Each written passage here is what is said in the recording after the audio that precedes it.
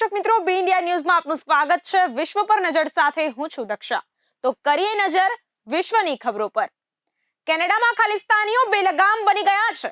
Canadian ખાલિસ્તાનીઓ ભારતીય વડાપ્રધાન નરેન્દ્ર મોદીને મારી નાખવાની ધમકી આપી રહ્યા છે, છતાં કેનેડિયન સરકાર તેને વાણી સ્વાતંત્ર્ય કહી રહી છે। આ દંભની પરાકાષ્ઠા છે। ખાલિસ્તાનીઓએ કેનેડામાં એક પ્રદર્શનનું આયોજન કર્યું હતું, જેમાં કેનેડિયન વડાપ્રધાન માર્ક કાર્નીનો G7 સમિટમાં વડાપ્રધાન મોદીને આમંત્રણ આપવા બદલ આભાર માન્યો હતો। ખાલિસ્તાનીઓનો એક વિડિયો વાયરલ થઈ રહ્યો છે, જેમાં ભારત અને વડાપ્રધાન મોદી વિરુદ્ધ દ્વેષપૂર્ણ શબ્દોનો ઉપયોગ કરવામાં આવી રહ્યો છે।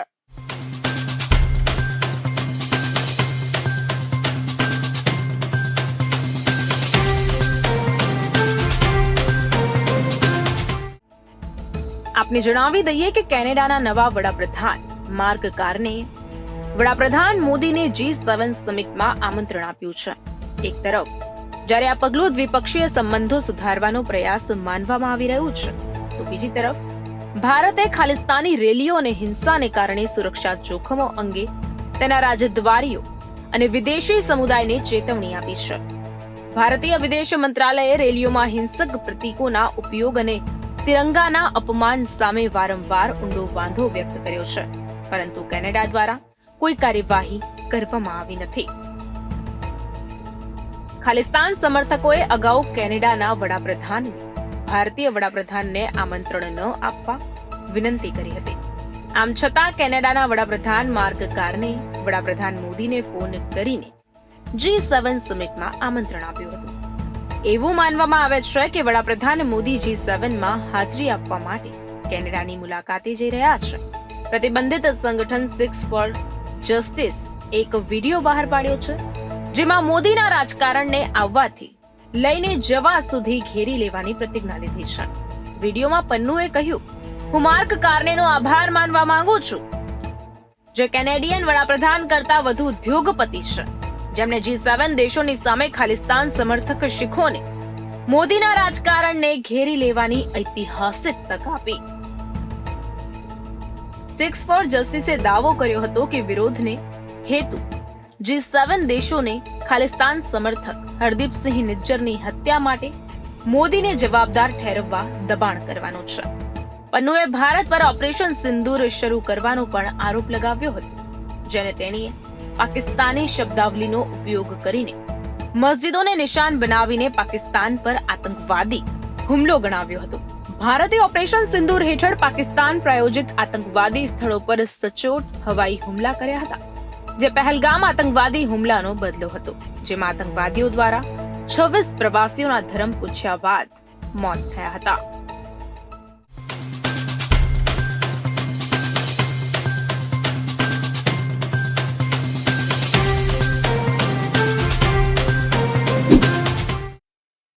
તો પહેલગામ આતંકવાદી હુમલા પછી ભારતે ઓપરેશન સિંદૂર શરૂ કર્યું। ભારતે ઓપરેશન સિંદૂરમાં સંદેશ આપવાનો પ્રયાસ કર્યો કે દિલ્હી હવે પરમાણુ બ્લેકમેલિંગ સહન કરશે નહીં, પરંતુ ભારતના ઓપરેશન સિંદૂર દરમિયાન ચીન ખુલ્લેઆમ પાકિસ્તાનની સાથે ઊભું રહ્યું। ચીન અને પાકિસ્તાન વચ્ચેની મિત્રતા ખુલ્લી બહાર આવી છે। ચીન પાકિસ્તાનને દરેક રીતે મદદ કરી રહ્યું છે, તેને શસ્ત્રો આપી રહ્યું છે અને આંતરરાષ્ટ્રીય મંચો પરથી તેનું સમર્થન કરી રહ્યું છે, જેના કારણે ભારતે સાવધ રહેવાની જરૂર છે। ચીન અને પાકિસ્તાનના આ જોડાણનો સ્પષ્ટ હેતુ ભારતના વિકાસની ગતિને રોકવાનો છે અને આ માટે ડ્રેગન સ્કોર્પિયનનો ઉપયોગ કરી રહ્યું છે। સ્ટોકહોમ ઇન્ટરનેશનલ પીસ રિસર્ચ ઇન્સ્ટિટ્યૂટે કહ્યું છે કે 2020 પછી પાકિસ્તાન તેના 81% શસ્ત્રો ચીન પાસેથી ખરીદી રહ્યું છે, જેમાં આધુનિક ફાઇટર જેટ, રડાર, નૌકાદળના જહાજો, મિસાઇલ સિસ્ટમ અને સબમરીનનો સમાવેશ થાય છે। પાકિસ્તાનના કુલ 85% શસ્ત્રો હવે ચીની છે।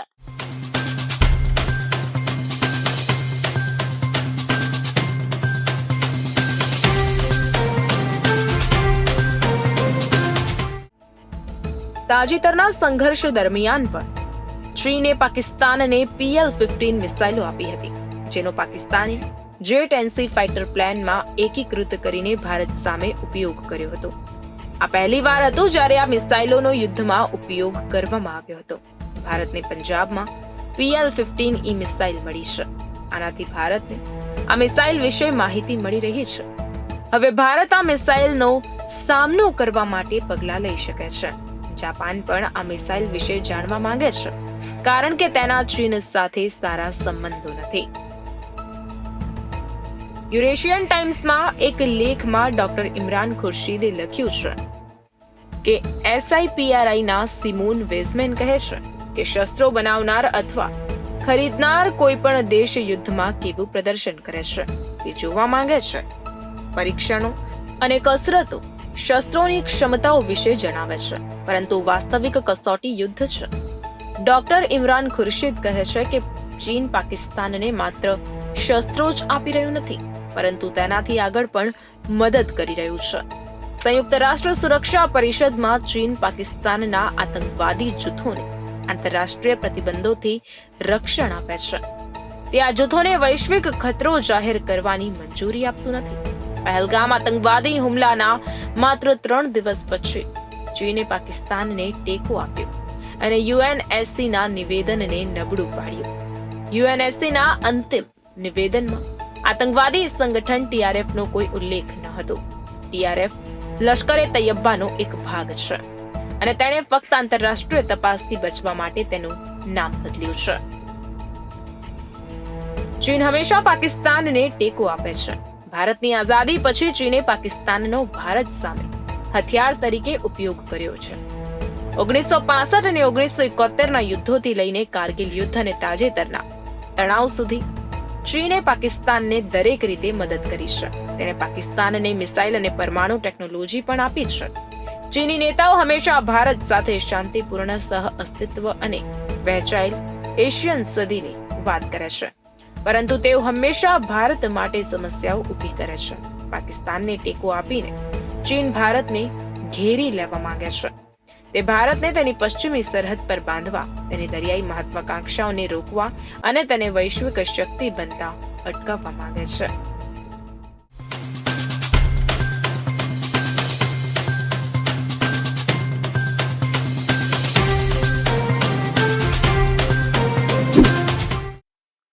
તો ઓપરેશન સિંદૂરમાં ભારત સામે પાકિસ્તાનની હાર બાદ ચીન તેની સેનાને મજબૂત બનાવવા માટે ખૂબ જ ઝડપથી કામ કરી રહ્યું છે. આ સંદર્ભમાં એક અહેવાલ છે કે ખૂબ જ ટૂંક સમયમાં ચીન J-35 ફાઇટર એરક્રાફ્ટ, જેને ચીનમાં FC-31 કહેવામાં આવે છે, પાકિસ્તાનને સોંપવા જઈ રહ્યું છે. ફાઇટર એરક્રાફ્ટની ડિલિવરીની પ્રક્રિયા અંતિમ તબક્કામાં છે. 5મી પેઢીના ફાઇટર એરક્રાફ્ટ અંગે ચીન અને પાકિસ્તાન વચ્ચેનો આ કરાર ફક્ત સંરક્ષણ કરાર નથી, પરંતુ દક્ષિણ એશિયાના હવાઈ ક્ષેત્રમાં સંતુલન બદલવાનો પ્રયાસ છે. ભારતે અત્યાર સુધી રાફેલ, Su-30 MKI અને મિરાજ 2000 જેવા તેના ફાઇટર જેટને કારણે હવાઈ ક્ષેત્રમાં પ્રાદેશિક ધાર જાળવી રાખ્યો છે, જ્યારે J-35A ની જમાવટ પાકિસ્તાનને એક એવા પ્લેટફોર્મથી સજ્જ કરશે જે ભારતના મોટા ભાગના ફાઇટર એરક્રાફ્ટ કરતા તકનીકી રીતે વધુ અદ્યતન છે.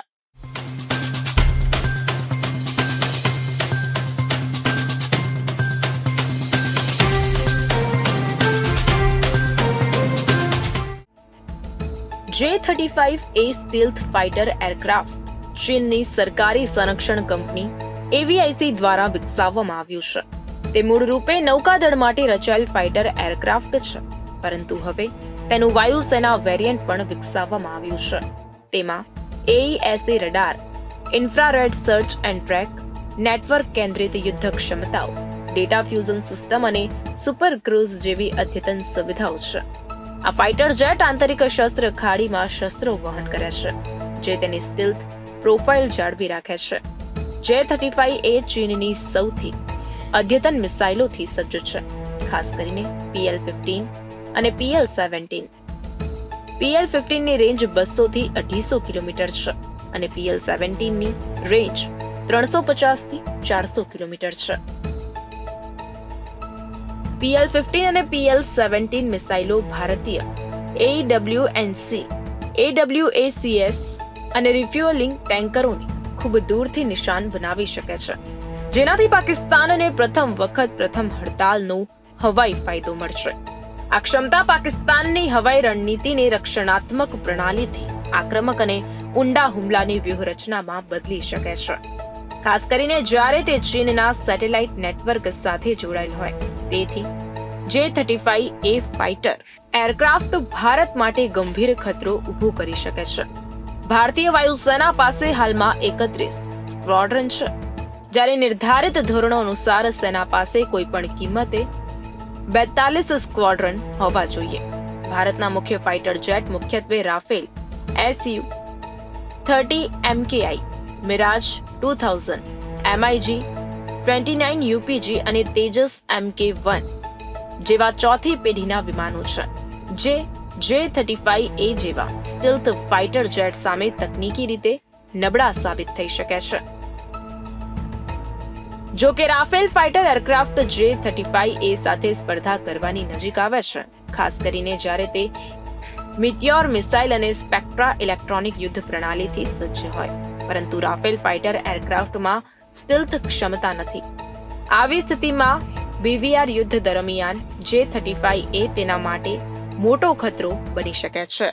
ભારતના Su-30 MKI જેવા જેટ વિમાનો ભારે અને દાવપેચમાં ઉત્તમ છે, પરંતુ તેમના રડાર સિગ્નેચર ખૂબ જ ઊંચા છે, જે તેમને સ્ટીલ્થ પ્લેટફોર્મ સામે BVR યુદ્ધ માટે સંવેદનશીલ બનાવી શકે છે. જો પાકિસ્તાનને J-35A ની સ્ક્વોડ્રન સ્તરની તૈનાતી મળે છે, તો તે ભારતને ખૂબ જ ગંભીર રીતે પડકારવામાં સક્ષમ બની શકે છે. નિષ્ણાતો માને છે કે જો ભારત પાકિસ્તાનને પડકારવા માંગે છે, તો તેણે તેના કાફલામાં સ્ટીલ્થ ફાઇટર જેટ, વધુ AEW&C પ્લેટફોર્મ અને ઇલેક્ટ્રોનિક યુદ્ધ ક્ષમતા વિકસાવવી પડશે. નહીં તો પાકિસ્તાન ચોક્કસપણે ભારત માટે ખતરો બનશે. ભારત માટે તેના વાયુસેનાને આધુનિક બનાવવાનું ગંભીરતાથી વિચારવું મહત્વપૂર્ણ છે. આ દિશામાં પહેલું પગલું તેના સ્ટીલ્થ ફાઇટર પ્રોગ્રામ AMCA ને વેગ આપવા અને રાફેલ જેવા અત્યાધુનિક ફાઇટર વિમાનોના કાફલાને વિસ્તૃત કરવાનું રહેશે. આ ઉપરાંત ભારતે દુશ્મનની BVR ક્ષમતાને રોકવા માટે તેની AEW&C અને જમીન આધારિત હવાઈ સંરક્ષણ પ્રણાલીઓને વધુ મજબૂત બનાવવી પડશે. S-400 મિસાઇલ સિસ્ટમ અને સ્વદેશી XRSAM પ્રોજેક્ટ આમાં મહત્વપૂર્ણ ભૂમિકા ભજવી શકે છે. તે જ સમયે ભારતે તેના ઇલેક્ટ્રોનિક યુદ્ધ, સાયબર ડોમેન અને સેટેલાઇટ રિયલ ટાઇમ સર્વેલન્સ ક્ષમતાઓનો વિસ્તાર કરવો પડશે. જો ભારત આ બધા ક્ષેત્રોમાં સંતુલન બનાવશે, તો જ તે J-35A જેવા સ્ટીલ્થ લડવૈયાઓના ખતરાનો જવાબ આપી શકશે.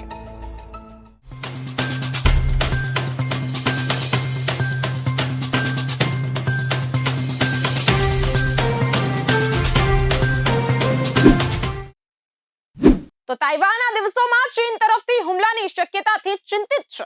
આ જ કારણ છે કે તાઇવાનની સેના અને કોસ્ટગાર્ડ એક મોટી યુદ્ધ કવાયત શરૂ કરી છે. આ યુદ્ધ કવાયતનો હેતુ ચીનના આક્રમણને નિષ્ફળ બનાવવા અને તેની જમીનનું રક્ષણ કરવાનો છે. આ ઉપરાંત આ યુદ્ધ કવાયત દરમિયાન તાઇવાનની સેના અને કોસ્ટગાર્ડની સાથે મળીને કામ કરવાની ક્ષમતાનું પણ પરીક્ષણ કરવામાં આવ્યું હતું. એવો ભય છે કે ચીન ગમે ત્યારે તાઇવાન પર હુમલો કરી શકે છે. ચીની રાજકારણીઓથી લઈને ત્યાંના સૈન્ય અધિકારીઓ સુધી દરેક વ્યક્તિ દરરોજ તાઇવાન પર હુમલો કરવાની ધમકી આપી રહ્યું છે. જો કે અમેરિકા અને અન્ય દેશોના સહયોગથી તાઇવાને તેની સંરક્ષણ ક્ષમતામાં વધારો કર્યો છે.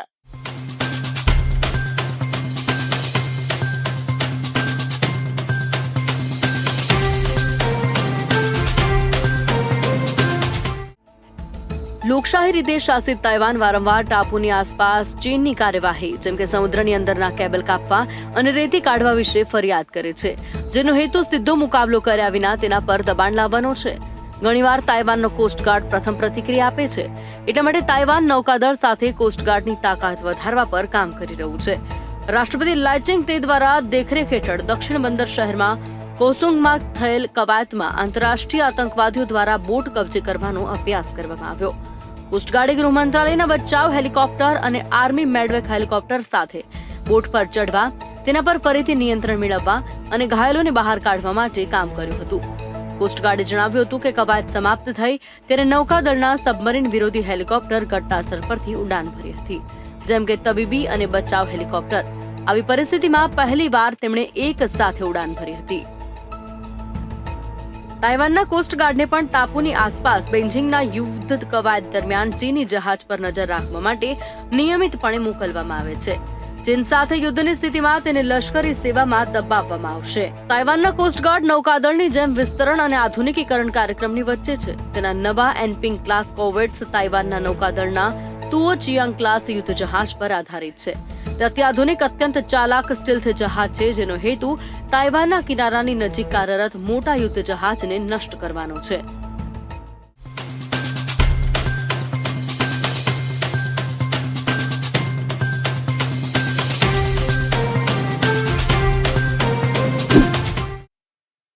તો દક્ષિણ કાકેશસ ક્ષેત્રમાં લશ્કરી સંતુલન બદલાવાનું છે. આનું મુખ્ય કારણ અઝરબૈજાનનો પાકિસ્તાન સાથેનો સોદો છે, જેના હેઠળ તે ચોથી પેઢીના 40 JF-17 થંડર ફાઇટર એરક્રાફ્ટ ખરીદશે. આ પગલાથી ભારતના મિત્ર આર્મેનિયા નારાજ થયા છે. આર્મેનિયા અને અઝરબૈજાન વચ્ચે જૂની દુશ્મની છે અને સોવિયત યુનિયનના વિસર્જન પછી બંને દેશોએ ઘણી વખત યુદ્ધો લડ્યા છે. આવી સ્થિતિમાં એવી આશંકા છે કે JF-17 થંડરના સંપાદન પછી લશ્કરી શક્તિની દ્રષ્ટિએ અઝરબૈજાન આર્મેનિયા કરતા ઘણું આગળ હશે. તેની સીધી અસર બંને દેશો વચ્ચેના ભવિષ્યના કોઈ પણ યુદ્ધમાં જોવા મળી શકે છે.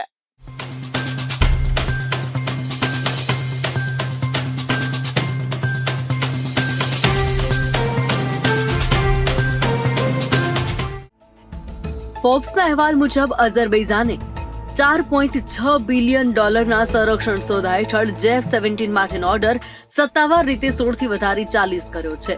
પાકિસ્તાન સરકારે શુક્રવારે સોશિયલ મીડિયા પ્લેટફોર્મ પર એક પોસ્ટમાં વાતની પુષ્ટિ કરી. આ પાકિસ્તાનનો અત્યાર સુધીનો સૌથી મોટો સંરક્ષણ નિકાસ કરાર છે અને નિશંકપણે JF-17 વિમાન માટે પ્રોત્સાહન છે, જેને પાકિસ્તાને ચીન સાથે મળીને વિકસાવ્યો છે. અઝરબૈજાની મીડિયાએ તેના અંતમાં અહેવાલ આપ્યો હતો કે તેમના દેશે જેટની સંખ્યા અને સોદાનું મૂલ્ય $1.6 બિલિયન થી વધારી લગભગ $4.2 બિલિયન કર્યું છે. જો કે આવા અહેવાલની તાત્કાલિક અઝરબૈજાન કે પાકિસ્તાન દ્વારા જાહેરમાં પુષ્ટિ કરવામાં ન આવી. અઝરબૈજાને 25 સપ્ટેમ્બર 2024ના રોજ તેનું પહેલું JF-17 મળ્યું. અઝરબૈજાનને નવીનતમ પ્રકારનું JF-17C બ્લોક 3 મળી રહ્યું છે, જે સક્રિય ઇલેક્ટ્રોનિકલી સ્કેન કરેલ એર રડાર અને અન્ય સિસ્ટમો અને શસ્ત્રોથી સજ્જ છે, જે સામાન્ય રીતે અદ્યતન 4.5 જનરેશનના વિમાનમાં જોવા મળે છે. આ સોદાને નિશંકપણે આર્મેનિયા માટે જાગવાની ઘંટી તરીકે જોવા મળી રહ્યું છે. આર્મેનિયાએ અગાઉ 2019માં રશિયા પાસેથી મોંઘા Su-30SM ફ્લેન્કર ફાઇટર જેટ ખરીદ્યા હતા. જો કે એની સંખ્યા ઓછી હોવાને કારણે આર્મેનિયન વાયુસેનાની તાકાતમાં ખૂબ જ ઓછો વધારો થયો છે. આર્મેનિયાએ શરૂઆતમાં રશિયા પાસેથી 12 સુખોઈ Su-30SM ફ્લેન્કર ફાઇટર જેટ માંગ્યા, પરંતુ તેને અત્યાર સુધી ફક્ત 4 વિમાન મળ્યા છે. હવે અઝરબૈજાન 40 JF-17 પ્રાપ્ત કર્યા પછી તેની પાસે આર્મેનિયા કરતા 10 ગણા વધુ ફાઇટર જેટ હશે, જેમાં તેના હાલના MiG-20ના કાફલા અથવા તેની અદ્યતન ઇઝરાયેલી અને તુર્કી ડ્રોનના વ્યાપક અને વિસ્તરતા શસ્ત્રાગારની ગણતરી પણ નથી. નિષ્ણાંતો માને છે કે અઝરબૈજાનના ફાઇટર જેટના વિસ્તરણથી આર્મેનિયાની નબળી લશ્કરી સ્થિતિ વધુ ખરાબ થાય છે. તેઓ એમ પણ કહે છે કે માર્ચ 2025ના તેમના દાયકાઓ જૂના સંઘર્ષને ઉકેલવા માટે રચાયેલ શાંતિ કરાર પર હસ્તાક્ષર કરવા છતાં અઝરબૈજાન આર્મેનિયાને વિવાદાસ્પદ બંધારણીય ફેરફાર કરવા દબાણ કરી રહ્યું છે. એવી પણ શક્યતા છે કે આર્મેનિયા ભારતમાં બનાવેલ Su-30 MKI મેળવવા પર ધ્યાન કેન્દ્રિત કરી શકે. આનું મુખ્ય કારણ રફાલની તુલનામાં તેની ઓછી કિંમત છે. ભારતના લાયસન્સ હેઠળ રશિયન ફાઇટર એરક્રાફ્ટનું અનોખું Su-30 MKI વર્ઝન બનાવી રહ્યું છે, જે ટૂંક સમયમાં આમાંથી કેટલાક એરક્રાફ્ટની નિકાસ કરી શકે અને નિશંકપણે આર્મેનિયાને સંભવિત ગ્રાહક તરીકે જુએ છે. આર્મેનિયાએ આ દાયકાની શરૂઆતથી ભારતમાં બનેલ શસ્ત્રો માટે રેકોર્ડ બ્રેક સોદા કર્યા છે. વધુમાં ભારત આર્મેનિયાના હાલના Su-30SM ને અપગ્રેડ કરવા માટે અને વિવિધ ભારતીય બનાવટના દારૂગોળા અને શસ્ત્ર સાથે સુસંગત બનાવવા માટે એક આદર્શ ઉમેદવાર છે.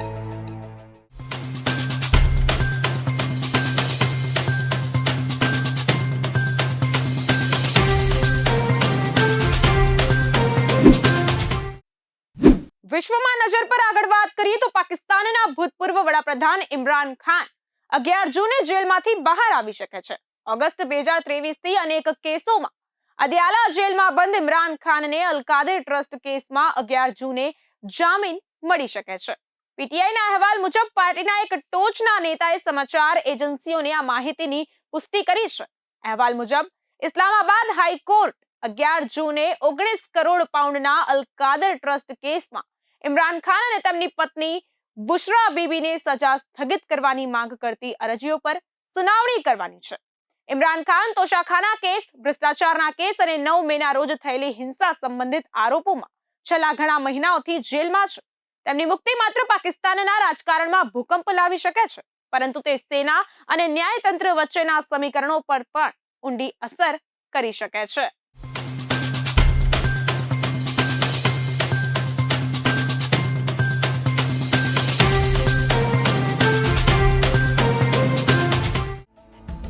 પાકિસ્તાન તહરીકે ઇન્સાફના વડા ગૌહર અલી ખાને વિશ્વાસ વ્યક્ત કર્યો હતો કે પાર્ટીના સ્થાપકને 11 જૂને જામીન મળશે. જો કે ઘણા નિષ્ણાતો કહે છે કે પાકિસ્તાન સેનાની સંમતિ વિના તેમના માટે જેલમાંથી બહાર આવવું લગભગ અશક્ય છે. આવી સ્થિતિમાં જો તેઓ ખરેખર જેલમાંથી બહાર આવી રહ્યા છે તો શક્ય છે કે તેમણે સેના સાથે સમાધાન કર્યું હોય. તાજેતરના અઠવાડિયામાં પાકિસ્તાનની ઇસ્લામાબાદ હાઈકોર્ટે આવા ઘણા સંકેતો આપ્યા છે જે ઇમરાન ખાનના પક્ષમાં હોય તેવું લાગે છે. સુપ્રીમ કોર્ટે કેટલાક ભ્રષ્ટાચારના કેસોમાં સરકારની તપાસ અને કાનૂની પ્રક્રિયા ઉપર સવાલ ઉઠાવ્યા છે, જ્યારે ઇસ્લામાબાદ હાઈકોર્ટે તેમની ધરપકડને પ્રક્રિયાગત ખામી ગણાવી છે.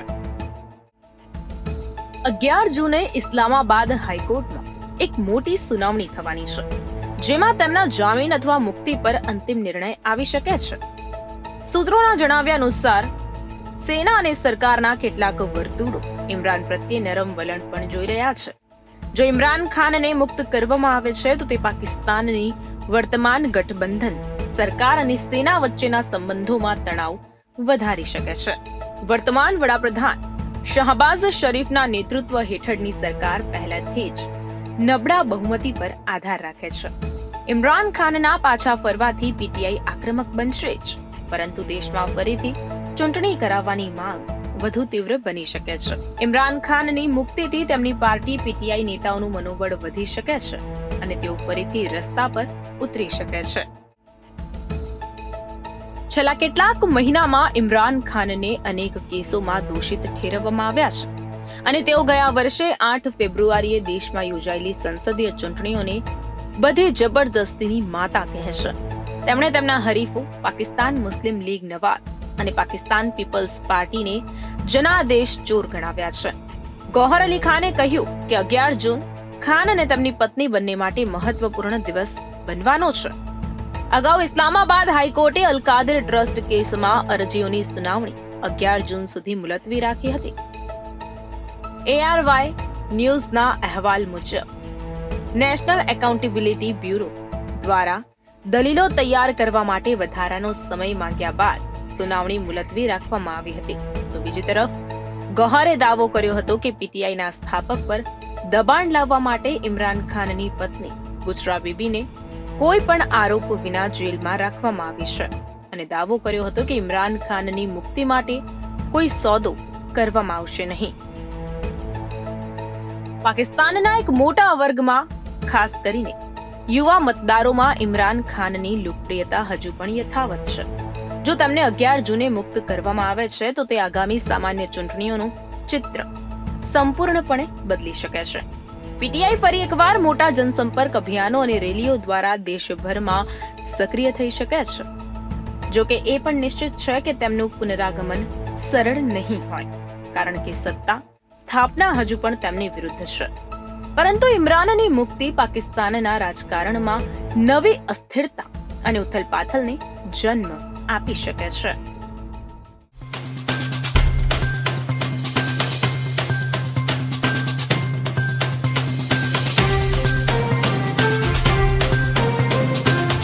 તો વિશ્વ પર નજરમાં હાલ બસ આટલું જ. વધુ માહિતી માટે જોતા રહો બી ઇન્ડિયા, ભરોસો ગુજરાતનો. નમસ્કાર.